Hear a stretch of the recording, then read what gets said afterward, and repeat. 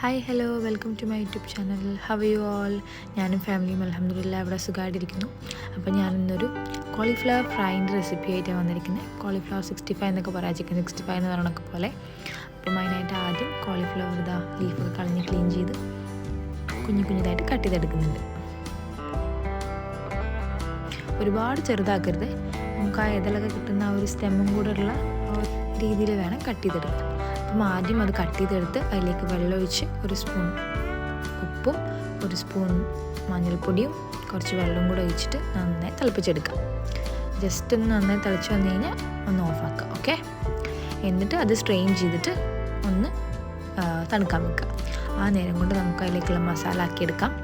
അതിലേക്ക് 2 table spoon അരിപ്പൊടി, 2 table spoon മൈദ, 1.5 table spoon cornflour,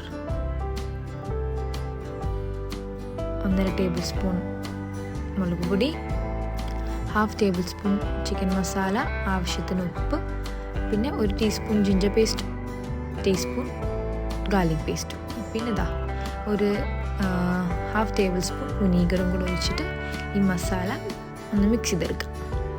എന്നിട്ട് ആവശ്യത്തിനുള്ള വെള്ളം കുറച്ച് ഒഴിച്ചിട്ട് ഇങ്ങനൊരു ബാറ്റർ പോലെ ആക്കിയെടുക്കാം.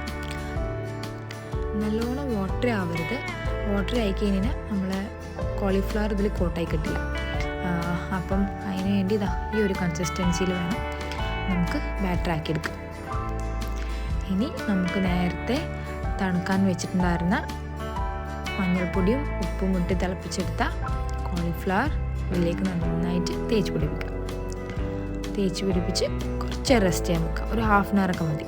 റെസ്റ്റ് ചെയ്യാൻ വെച്ചതിന് ശേഷം ഫ്രൈങ് പാൻ എടുക്കുക, അതിലേക്ക് സൺഫ്ലവർ ഓയിൽ ഒഴിച്ച് കൊടുക്കുക. മാരിനേഷനൊക്കെ കഴിഞ്ഞ് നമ്മൾ കോളിഫ്ലവർ റെഡി ഇരിക്കുന്നുണ്ട്. അത് ഒരെണ്ണം ഇട്ട് നോക്കിയിട്ട് എണ്ണ ചൂടായെന്ന് കാണും, ഞാൻ ബാക്കിയും കൂടെ ഇട്ട് കൊടുക്കുന്നുണ്ട്.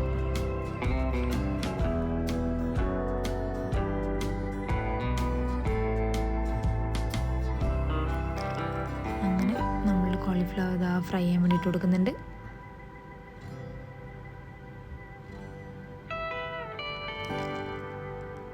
അപ്പുറവും നല്ല ക്രിസ്പി ആകുമ്പോൾ നമുക്കത് കോരിയെടുക്കാം.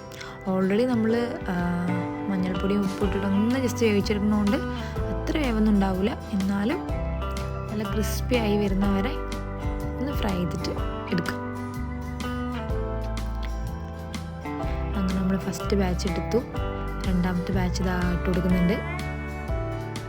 അങ്ങനെ എല്ലാ കോളിഫ്ലവറും നമുക്ക് ഫ്രൈ ചെയ്തെടുക്കാം. അപ്പോൾ നമ്മളെ ക്രിസ്പി കോളിഫ്ലവർ ഫ്രൈ റെഡി ആയിട്ടുണ്ട്. ഈസി റെസിപ്പിയാണ്, നല്ല ക്രിസ്പി ആയിരിക്കും, നല്ല യമ്മി ആയിരിക്കും. ലഞ്ചിനും ഡിന്നറിനും നമ്മൾ എന്തിൻ്റെ കൂടെയും ഇതൊക്കെ കഴിക്കാൻ പറ്റും. വൈകുന്നേരം ചായയൊക്കെ കുടിക്കുമ്പോഴും അതിൻ്റെ കൂടെ നല്ല കോമ്പിനേഷനാണിത്. അപ്പം ഈ റെസിപ്പി ഒന്ന് ട്രൈ ചെയ്തിട്ട് എൻ്റെ ഫീഡ്ബാക്ക് അറിയിക്കണേ. എൻ്റെ വീഡിയോസൊക്കെ ഇഷ്ടമാണെന്നുണ്ടെങ്കിൽ do like, share and comment and subscribe too. Thank you for watching my video. Bye by.